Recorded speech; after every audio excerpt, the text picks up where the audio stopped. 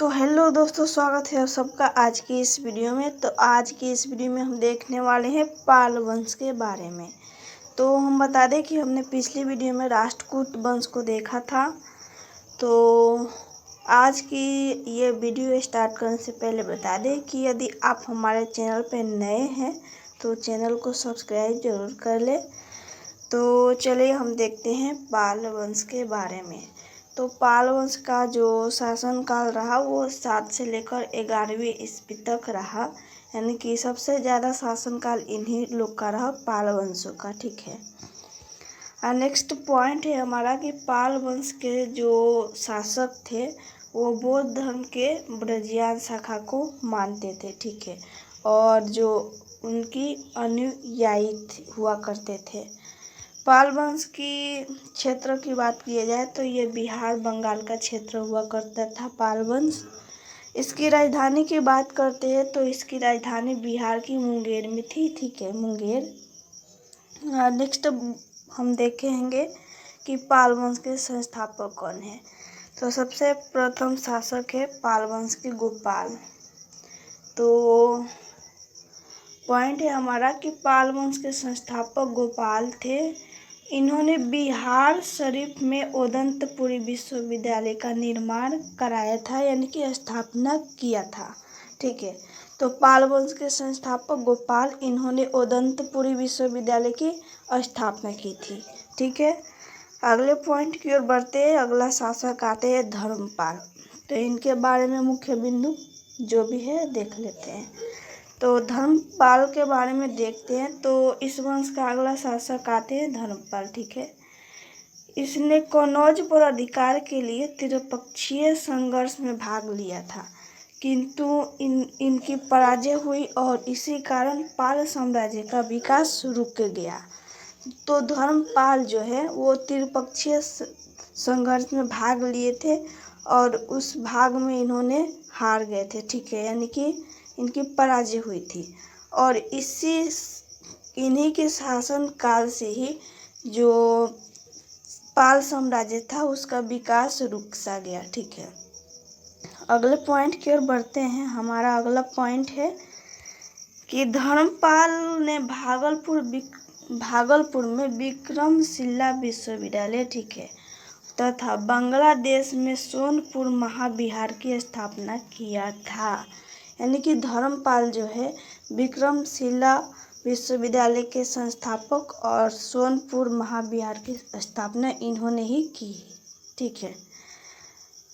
हाँ, next point है हमारा कि उत्तरापथ स्वामी की उपाधि इन्होंने ही धारण किया था, जो कि इस उपाधि से गुजराती कवि सोठल ने संबोधित किया था।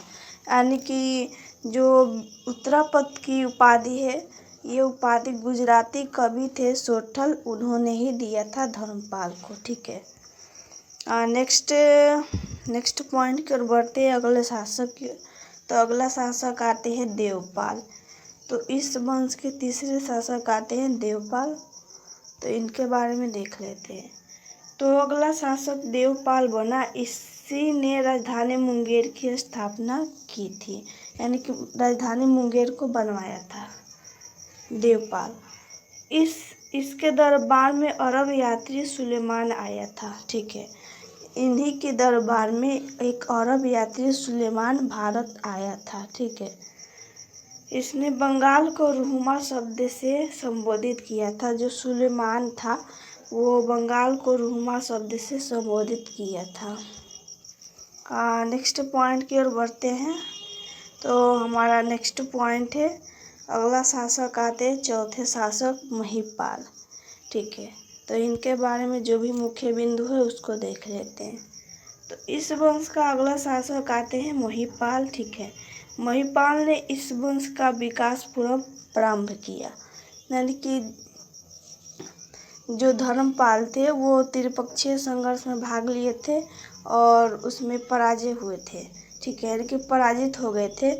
तो जिसके कारण जो पाल वंश था उसका विकास रुक गया था। लेकिन महिपाल आए तो पाल वंश का विकास पुनः प्रारंभ किया इन्होंने। ठीक है। जिस कारण इन्हें द्वितीय संस्थापक के नाम से भी जाना जाता है। तो पाल वंश का द्वितीय संस्थापक महिपाल को माना जाता है। ओके, नेक्स्ट पॉइंट की ओर बढ़ जाते हैं। तो हमारा नेक्स्ट बिंदु है कि इसने यानी कि महिपाल ने इसने आति दीपंकर नामक बौद्ध भिक्षु के नेतृत्व में एक दूत मंडल तिब्बत में ब्रजियान शाखा के प्रचार के लिए भेजा था। इन्होंने एक दूत मंडल भेजा था, किस लिए? तिब्बत में भेजा था ब्रजियान शाखा की प्रचार प्रसार के लिए। इसी के काल में चोल शासक राजेंद्र चोल जो था वो बंगाल पर आक्रमण किया, जिस कारण पाल वंश बिखर गया। यानी कि इन्हीं के शासन काल में बंगाल पर आक्रमण किए थे राजेंद्र प्रथम, ठीक है, जो चोल शासक थे। और आक्रमण करने के बाद जो पाल वंश था वो पूरी तरह से बिखर गया था। अगले शासक आते हैं और अंतिम शासक वो है मदन पाल। तो इस वंश का अंतिम शासक मदन पाल।